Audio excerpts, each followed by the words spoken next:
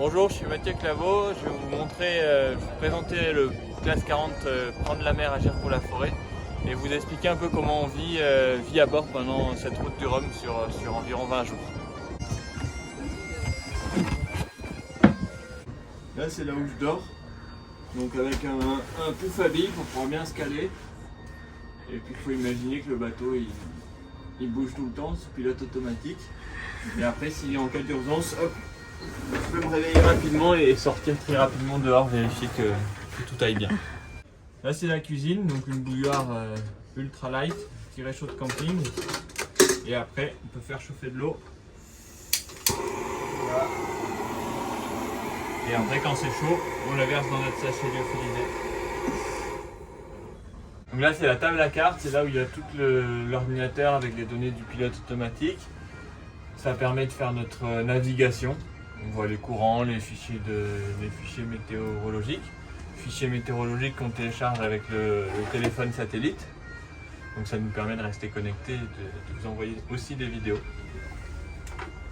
On a la radio aussi, une radio inter-bateau.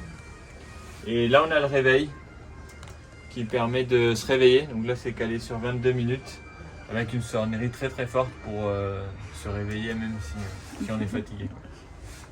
Alors à bord il y a deux mascottes, donc classe 40 Prendre la mer, agir pour la forêt. Deux mascottes que m'ont offert mes enfants, donc une petite tortue et un petit renard. Un petit renard quand plutôt on a fait une bonne option météo et que ça va bien. Et une petite tortue quand on s'est un peu trompé d'option et que du coup on avance un peu moins vite que ce qu'on devrait. Ça c'est le seau pour nos toilettes, parce qu'on n'a pas de WC à bord ni de douche. Donc on fait tout dans un seau. Et ça permet de se mettre à l'endroit le plus safe du bateau en fonction des conditions météo. Donc là on est vraiment à l'arrière du bateau dans les caissons de survie. Et si vraiment il y a un souci et que le bateau se retourne, on peut sortir par là. C'est pas forcément ce qui est le plus aisé, mais au moins on peut sortir si jamais le bateau est retourné. Là c'est les safrans, la barre et tout ça.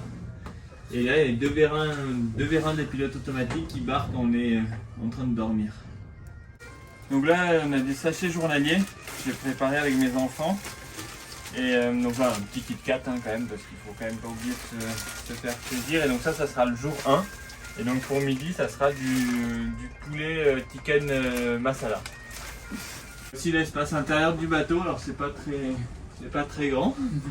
Mais voilà, ça va être un espace assez confiné pour les 20 jours à venir sur cette traversée de la route du Rhum. Si jamais j'ai un problème tout en haut du mât, il va falloir monter. Donc pour ça j'ai une corde d'escalade que je lisse. Et après j'ai un baudrier que j'enfile. Qui est assez un vrai baudrier de travailleur sur corde pour monter tout en haut du mât tout seul. Donc il y a un peu beaucoup d'accessoires mais c'est pour aussi la sécurité.